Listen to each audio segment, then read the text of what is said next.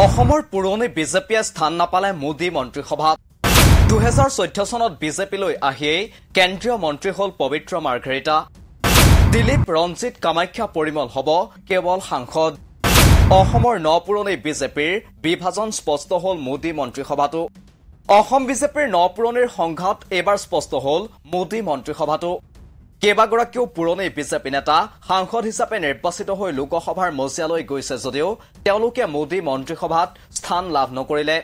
কিন্তু তাৰ বিপৰীতে ৰাজ্যসভাৰ সাংসদ হিচাপে কাৰ্যনিৰ্বাহ কৰি থকা পবিত্ৰ মাৰ্ঘেৰিটাই লাভ কৰিলে কেন্দ্ৰীয় মন্ত্ৰীপদ শিলচৰ লোকসভা সমষ্টিৰ পৰা সাংসদ হিচাপে নিৰ্বাচিত হৈছে বিজেপি নেতা পৰিমল শুক্লবৈদ্য শোণিতপুৰ লোকসভা সমষ্টিৰ পৰা নিৰ্বাচিত হৈছে ৰঞ্জিত দত্ত দৰং ওদালগুৰি সমষ্টিৰ পৰা নিৰ্বাচিত হৈছে দিলীপ শইকীয়া আৰু কাজিৰঙা সমষ্টিৰ পৰা নিৰ্বাচিত হৈছে কামাখ্যা প্ৰসাদ দাসা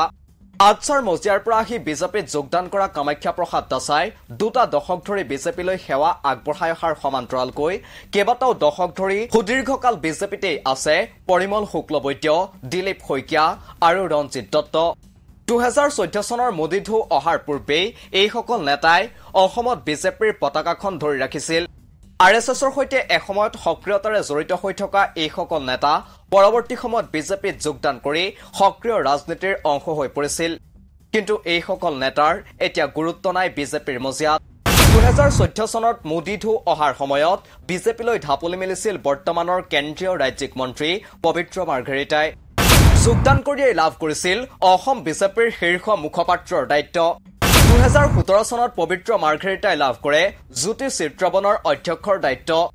2021 চনলৈকে একালৰ সাংস্কৃতিক কৰ্মীগৰাকী বাহাল থাকে জ্যোতি চিত্ৰবনৰ অধ্যক্ষৰ দায়িত্বত পৰৱৰ্তী সময়ত 2022 চনৰ মাৰ্চ মাহত পবিত্ৰ মাৰ্ঘেৰিটা নিৰ্বাচিত হয় ৰাজ্যসভাৰ সাংসদ হিচাপে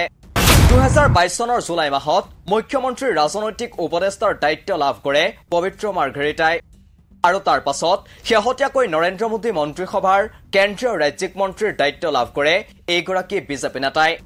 বিজেপিত যোগদান কৰা 10 বছৰৰ ভিতৰতে কেন্দ্ৰীয় মন্ত্ৰীৰ দায়িত্ব লাভ কৰা পবিত্ৰ মাৰ্ঘেৰিটা সন্দৰ্ভত সৃষ্টি হৈছে ৰাজনৈতিক মহলত ব্যাপক চৰ্চা বিজেপিৰ ভিতৰ চৰাটো পুৰণি কৰ্মীৰ মাজত ইয়াকে লৈ সৃষ্টি হৈছে ব্যাপক ক্ষোভ মন কৰিবলগীয়া যে বিগত বৰ্ষৰ পৰাই বিজেপিৰ অভ্যন্তৰত ন আৰু পুৰণিৰ মাজত সৃষ্টি হৈছে প্ৰকাশ্য সংঘাত বিজেপিৰ ভিতৰত নতুন বিজেপিৰ দপদপনিত মুকলিকৈ অসন্তুষ্টি ব্যক্ত কৰিছে কেইবাগৰাকীও প্ৰবীণ নেতাই শেহতীয়াকৈ খুমটাৰ বিজেপি বিধায়ক মৃণাল শইকীয়াই ব্যক্ত কৰিছিল অসন্তুষ্টি তেওঁৰ পূৰ্বে ৰাজেন গোহাঁই অশোক শৰ্মা সিদ্ধাৰ্থ ভট্টাচাৰ্য জয়ন্ত দাস ৰমেন ডেকাকে ধৰি বহুকেইজন বিজেপি নেতাই সময়ে সময়ে ন বিজেপিক উদ্দেশ্যি কটাক্ষ কৰি আহিছে